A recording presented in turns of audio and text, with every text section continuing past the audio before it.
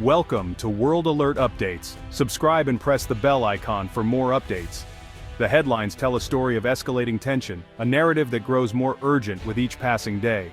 Across television screens and front pages, the world watches as the South China Sea becomes a flashpoint for regional and global anxiety.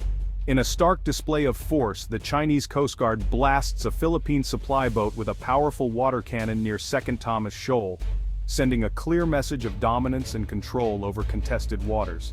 Meanwhile, Vietnam stands firm, demanding that China remove its survey ship from waters claimed by Hanoi, as public protests and diplomatic pressure mount.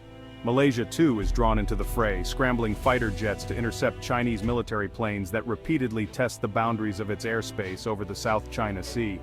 These are not distant echoes from a far-off conflict. They are the drumbeats of a present and persistent reality, reverberating through the decks of ships and the minds of those who serve. Each report, each video of a collision or near miss, adds a new layer of anxiety to one of the world's most critical maritime crossroads, where the risk of miscalculation is ever present. The situation grows more precarious by the day, as the number of warships and Coast Guard vessels patrolling these waters steadily increases, amplifying the sense of unease. What we are witnessing is a deliberate campaign of pressure, testing the resolve of smaller nations, pushing boundaries, and probing for weaknesses in their defenses. For the sailors and Coast Guard crews of the Philippines, Vietnam, and Malaysia, this is daily life, navigating under the constant shadow of larger, more powerful vessels, always alert, always on edge. The real story unfolds on the open water, fishermen losing traditional grounds, vital supply missions obstructed, and national sovereignty challenged at every turn. These are not abstract disputes, they are tangible confrontations that affect livelihoods, family security, and national pride, leaving lasting scars on those involved. The sea, once a source of sustenance and hope, is now a frontier of intimidation, where the balance of power is felt in every wave and every encounter. For frontline nations, the question is no longer just about diplomacy, it's about building the capacity to stand firm, investing in new ships, training, and alliances to protect their future in these contested waters. The South China Sea is the economic lifeblood of the globe. 1/3 of global shipping, over $3 trillion, transits these lanes. Any disruption would send shockwaves through the global economy. Beneath the waves, the stakes are just as high. Vast reserves of oil, gas, and fisheries critical for millions. The competition for these resources is fierce, turning the sea into a battleground for economic survival. For military planners, dominance here means projecting power and controlling vital sea lanes. Chinese vessels swarm fishing grounds, harass oil exploration, and shadow patrols, normalizing their presence and exhausting their rivals. It's a slow, grinding campaign to win control without firing a shot. Imagine being a fisherman from Palawan, sailing waters your family has relied on for generations. These seas are not just a source of livelihood, they are a legacy, passed down from father to son, a way of life deeply woven into the fabric of the community. Now, massive steel-hulled ships block your access, trailing your boat and creating a climate of fear. Each day, the horizon is shadowed by vessels that seem to grow larger and more imposing, making the familiar waters feel foreign and dangerous. This is the reality for countless Filipino fishermen, pushed out of their own waters. Many return home with empty nets, their livelihoods threatened, their traditions at risk of fading away. The Philippine Coast Guard is on the front lines, upholding maritime law against overwhelming odds. Their presence is a lifeline for local fishermen, a symbol of hope and protection in increasingly hostile waters. A typical patrol vessel might be surrounded by several larger Chinese ships. The tension is palpable, with every maneuver watched closely, every decision carrying weight.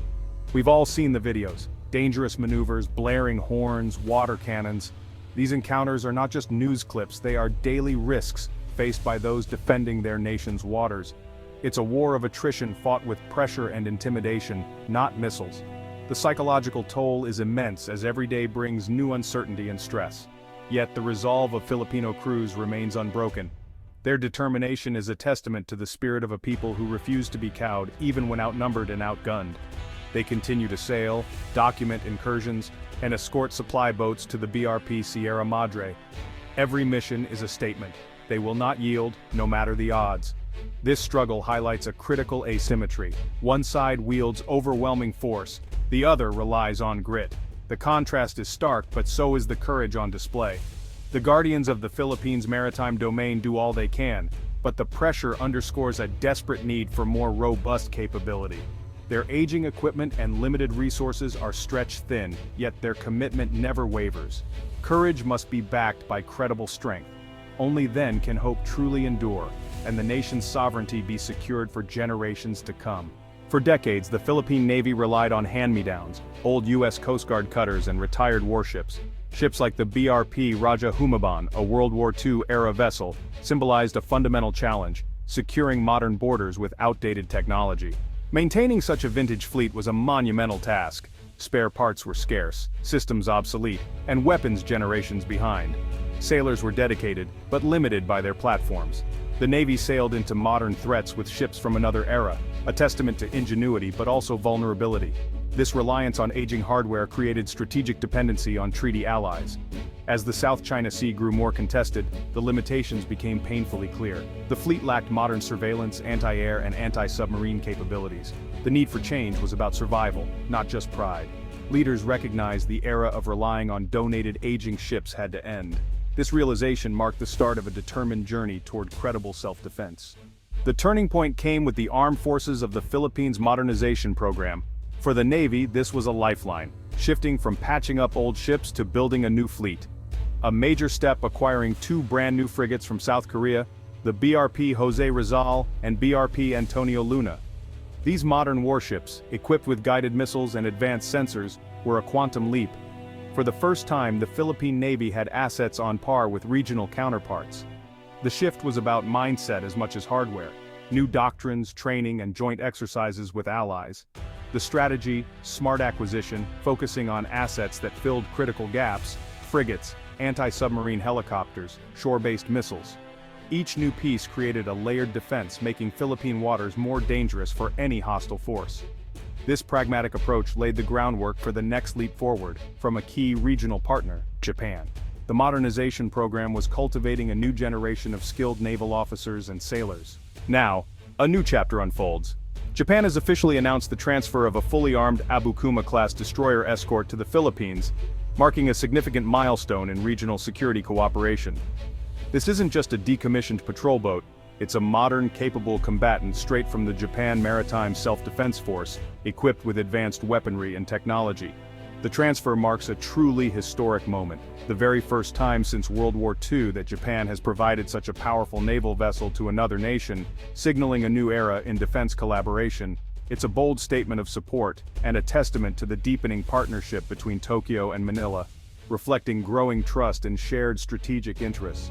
The Abukuma class is purpose-built for serious naval warfare, excelling in anti-submarine and anti-surface operations and bringing new capabilities to the Philippine fleet. Its arrival signals that the Philippines is now building a fleet with real combat power, moving beyond coastal defense to true blue water operations. This move elevates the region's strategic calculus, giving the Philippines a more credible deterrent and reshaping the balance of power in the South China Sea.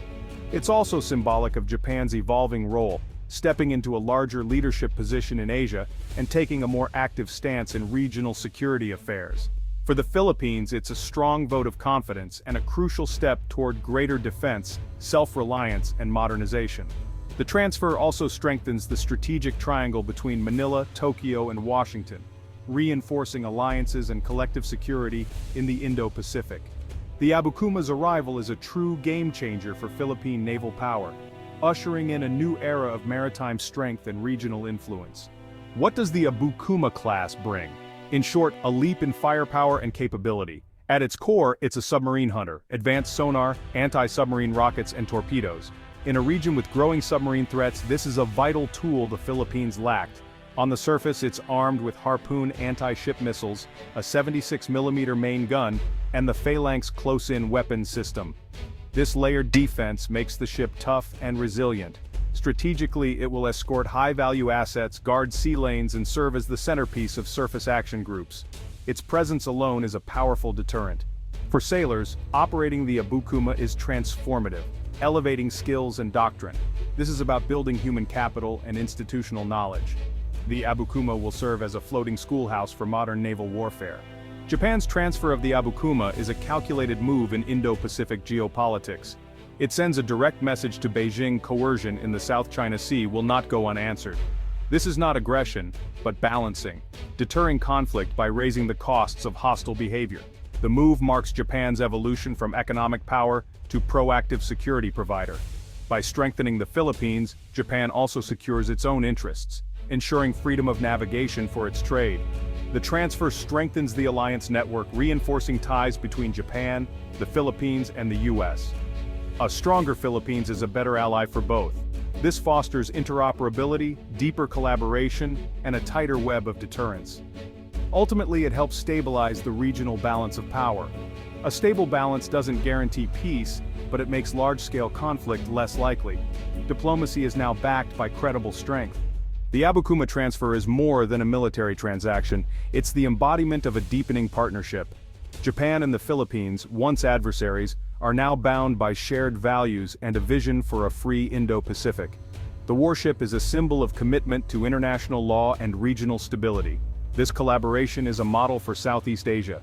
Countries need not face coercion alone. By working together, middle powers can build collective security. The partnership extends beyond ships. Coast Guard training, disaster relief, and economic investments strengthen resilience. Japan's support is holistic, recognizing true security is built on prosperity and strong institutions. The arrival of this warship is a moment of optimism, a hopeful shift in regional security. As the Philippine warship sails the West Philippine Sea, it carries the spirit of a resilient nation and the hope for a future governed by law, not force. It is a story of modernization, partnership, and the power of cooperation over conflict.